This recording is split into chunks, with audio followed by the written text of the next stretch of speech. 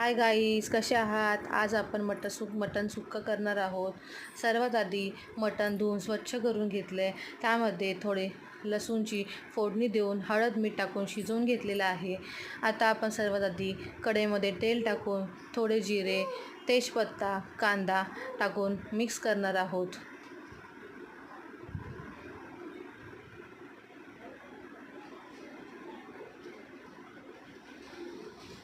आता कांदा चांगला लालसर झालेला आहे. तसंच आपण एकत्र करून मिक्स करून घेतो आहे. कांदा लालसर भाजून झालेला आहे. आता त्यामध्ये आपण टमॅटो टाकायचं. टमॅटो टाकल्यानंतर सर्वात आधी लक्षात ठेवायचं की त्यामध्ये आपण थोडं मीठ टाकायचं. मीठ टाकल्याने टमाटा लवकर गळतो आणि लवकर शिजतो.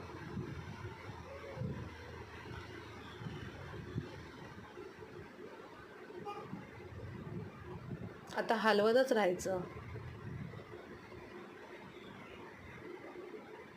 एकत्र मिक्स करून झालेलं आहे. बघा, आता टमाटा चांगला एकदम गळलेला आहे. आता आपण थोडी हळद टाकायची, मिक्स करून घ्यायचं.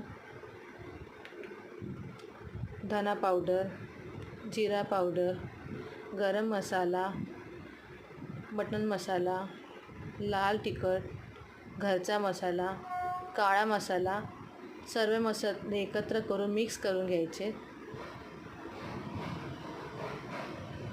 चांगलं फ्राय करायचं आहे.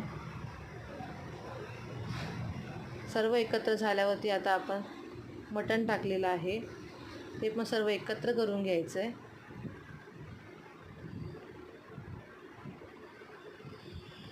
एकत्र करून घ्यायचं, सर्व मिक्स करून घ्यायचं आहे.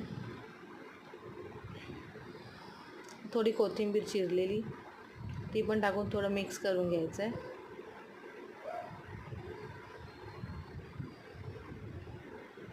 सुक्कं मटण आपलं रेडी आहे. थोडंसं पाण्याचा शिंतोडा मारायचा आहे, म्हणजे मटणला खाली चिटकू नये त्यासाठी. थोडं चवीनुसार मीठ टाकायचं आहे. सर्व एकत्र करून हलवून झाल्यानंतर मटण बघा आता किती छान दिसतंय, टेस्टी. करायला विसरू नका. लाईक, शेअर, कमेंट करायला विसरू नका. नक्की व्हिडिओ बघा. नक्की ट्राय करा हा व्हिडिओ.